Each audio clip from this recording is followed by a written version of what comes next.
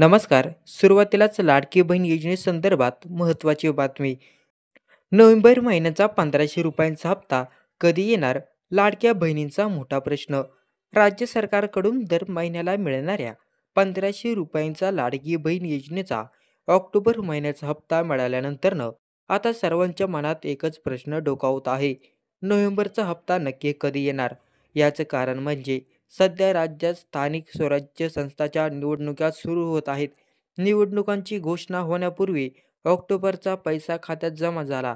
मात्र आता आचारसंहिता लागू असल्याने नोव्हेंबरचा हप्ता वेळेत मिळण्याची शक्यता खूपच कमी आहे. आचारसंहिता लागू असल्यामुळे नोव्हेंबर महिन्याच्या शेवटच्या आठवड्यात हप्ता मिळणं जवळपास अशक्य दिसत आहे.